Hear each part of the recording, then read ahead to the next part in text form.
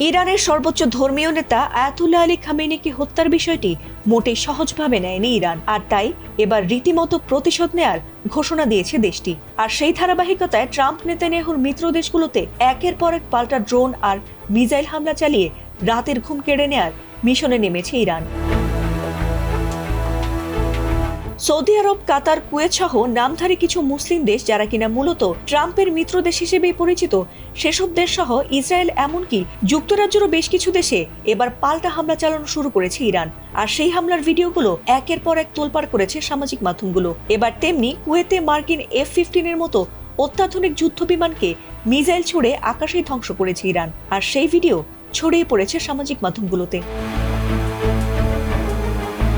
কুয়েতের আকাশে উড়তে থাকা একটি মার্কিন F-15 ফাইটার জেটকে বিধ্বস্ত করে ইরান, আর সেখান থেকে অন্তত একজন পাইলট নিরাপদে ইজেক্ট করতে সক্ষম হন।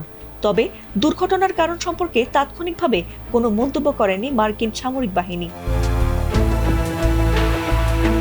শুধু তাই নয়, ট্রাম্প নেতানিয়াহুর মিত্র দেশগুলোর ঘুম হারাম করতে এবার নিজেদের সক্ষমতার প্রমাণও প্রকাশ করেছে ইরান। দেশটির রাষ্ট্রীয় সংবাদ মাধ্যম ফার্স্ট নিউজ এজেন্সি এবার একটি নতুন ভিডিও প্রকাশ করেছে, যেখানে তেহরানের গভীরে নির্মিত ভূগর্ভস্থ সুড়ঙ্গগুলোতে হাজারো ড্রোন সারিবদ্ধভাবে সাজানো অবস্থায় দেখা গেছে। ভিডিওতে দেখা গেছে ড্রোনগুলো রকেট লঞ্চারগুলোর ওপর স্থাপিত এবং সুড়ঙ্গের দেয়ালে ইরানের পতাকা ও সদ্য প্রয়াত সর্বোচ্চ নেতা আয়াতুল্লাহ আলী খামেনির ছবি দেখা গেছে, যা তাদের সামরিক সক্ষমতা প্রদর্শনের উদ্দেশ্য বলে মনে করা হচ্ছে।